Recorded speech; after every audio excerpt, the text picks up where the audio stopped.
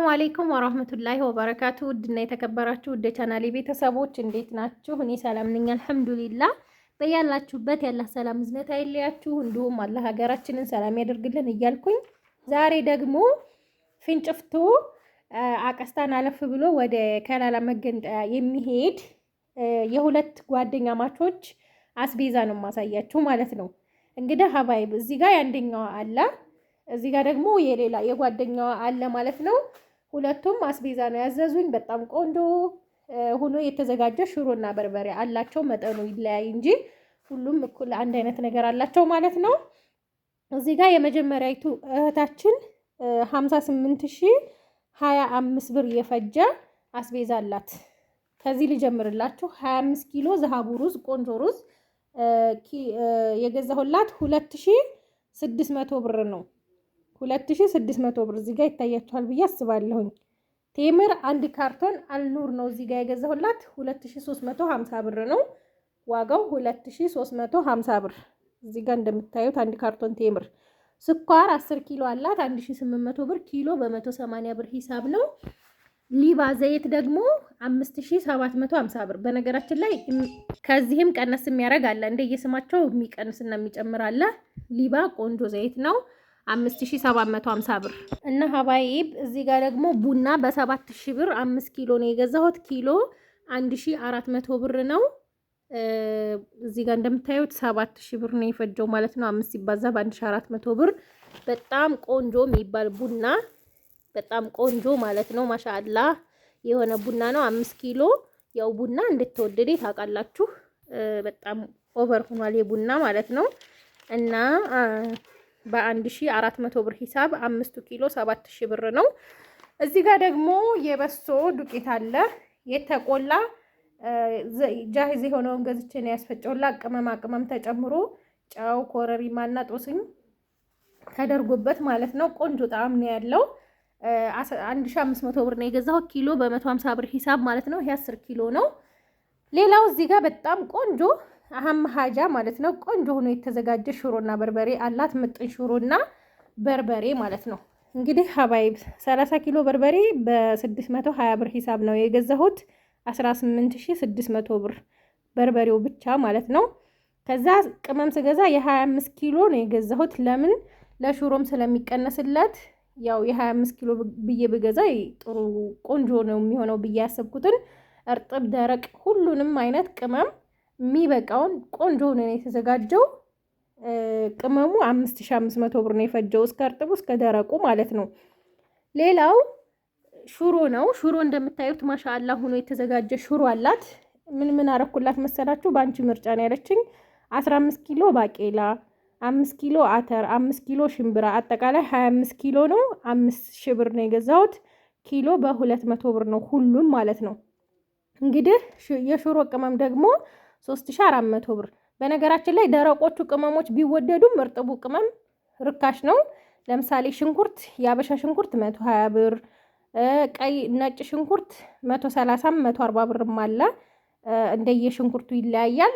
እንደዛ ስለሆነ ነጭ ሽንኩርትና ቀይ ሽንኩርቱ ርካሽ ስለሆነ ነው እንጂ እርጥቡ ደረቆቹ ውድ ናቸው። እንደምታዩት ማሻአላ በጣም የሚያጎመጅ ነው እንትኑ ሽሮና በርበሬው ራሱ አያችሁ። በርበሬው ማሻአላ ተባረከ ረህማን። በነገራችን ላይ በቃ የሌለ ነው የሆነው ማለት ነው። ሽታው ራሱ ይናገራል። አያችሁት? ይሄም ሽሮውም እና ይሄንን የመሰለ ሽሮና በርበሬ ተዘጋጅቶላታል ማለት ነው። ከዛ ይሄ የመጀመሪያይቱ ልጅ ነው እንደነገርኳችሁ። የሚሄደውም አንድ ላይ ነው። ያዘዘችኝም ባለዝችኛዋ ለጓደኛዋና ለኔ ብላ ነው ያዘዘችኝ። 58025 ብር ነው የፈጀው ይሄ ማለት ነው። ወደዚህኛው ስመጣላችሁ ደግሞ ሽሯቸው እኩል ነው፣ በርበሬያቸው ግን ይለያያል። በሶ የላትም እሷ። የዚችኛዋ ደግሞ 41215 ብር ነው የፈጀው። እዚህ ጋር ሽሮ 25 ኪሎ ነው 5000 ብር ነው የገዛሁት። እኩል ነው የገዛሁት። አተር፣ ባቄላ፣ ሽምብራ ባቄላ 15 ኪሎ፣ አተር 5፣ ሽምብራ 5 አጠቃላይ 25 ነው። 5000 ብር ነው የገዛሁት ማለት ነው። እዚህ ጋር እንደምታዩት 5000 ብር። ቅመሙ 3400 ብር ነው። በርበሬ ደግሞ 12 ኪሎ ነው የገዛሁት። 12 ሲባዛ በ620 ብር 7440 ብር ይሆናል። ከዛ ለሽሮ ተቀንሶለታል ማለት ነው። ከዚሁ ከ12 ኪሎ ላይ በጣም የሚያምር ቆንጆ ሆኖ የተዘጋጀላት ማለት ነው። የበርበሬ ቅመም ደግሞ 2700 ብር ነው የገዛሁት። ከዛ 2600 ብር ሩዝ፣ 1800 ብር 10 ኪሎ ሱካር ኪሎ በ180 ብር ሂሳብ፣ ዘይት 5750 ብር፣ ቴምር አልኑር ነው 2350 ብር፣ ቡና 7000 ብር አንድ አይነት ነው የተገዛላቸው ማለት ነው።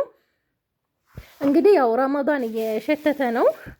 ረመዳን እየሸተተ ነው። በነገራችን ላይ አስቤዛዎችም የቤት እቃዎችም ብዙ ነገሮች እየጨመሩ ነው ያሉት አሁንና ቀደም ብላችሁ ብታዙ ጥሩ ነው ለእናንተ። እኔም ይሄው እየቻልኩትን እየሰራሁ ነው።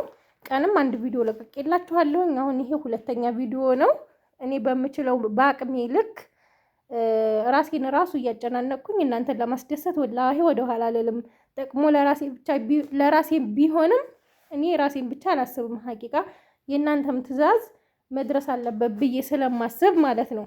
እና ቤተሰቦቻችሁን እንደዚህ ማስደሰት ከፈለጋችሁ ሽሮና በርበሬ አሁን ላይ እዘዙ። ምክንያቱም ረመዳን በተጠጋ ቁጥር ዛህማ እየሆነ ስለሚመጣ አምናዘንሽ ያላደረሽልንም የምትሉ ያላችሁኝ ልጆች ብዙ ልጆች አላችሁ። እንግዲህ አምና የ3 ሰው የ4 ሰው ነበር በቀን ቪዲዮ ስሰራ የነበረው። እንደው እንደዛ ሆኖም ራሱ አልተዳረሰልኝም ሰው ማለት ነው። እና አሁን ከወዲሁ እዘዙ ነው የምላችሁ። ምክንያቱም እያንዳንዱ ነገር እየጨመረ ሁላ ነው የሚሄድ ያዘው። ለምሳሌ ዘይት እንደ ቴምር ብዙ ነገሮች እየጨመሩ ነው አሁን መሄድ የያዙት ማለት ነው። እኔ እናንተን ለማጓጓት ምናምን ሳይሆን ያው እዛ ሂዶ አስቀምጠው ረመዳናቸው የሚጠቀሙ ከሆነ ቀድማችሁ እዘዙ ብዬ ነው የማስበው።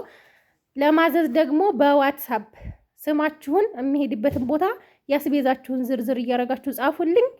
የ3 የ4 ሰው በቀን ኢንሻአላህ እያረኩኝ ሁላችሁንም አስተናግዳለሁ ማለት ነው። አመልሽ ምሳት ልኛላችሁ ማመልሰው። አሁን ለምሳሌ እንደዚህ ቪዲዮ እየሰራው ራሱ ስንቴ እየተደወለ ነው።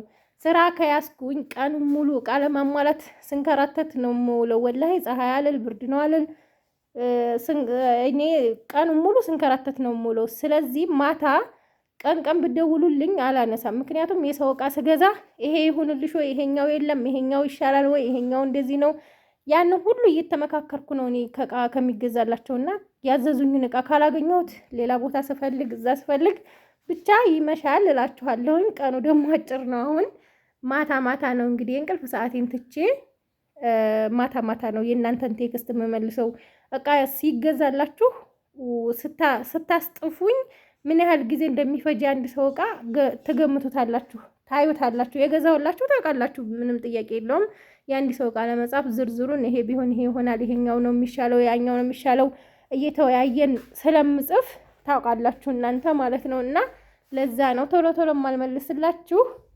ላይክ እና ሼር ሰብስክራይብ እያደረጋችሁ ቪዲዮም እንዲታይልኝ ከደከምኩ አይቀር አድርጉልኝ እላችኋለሁ። ሀባይብ ሰላም ሁኑ።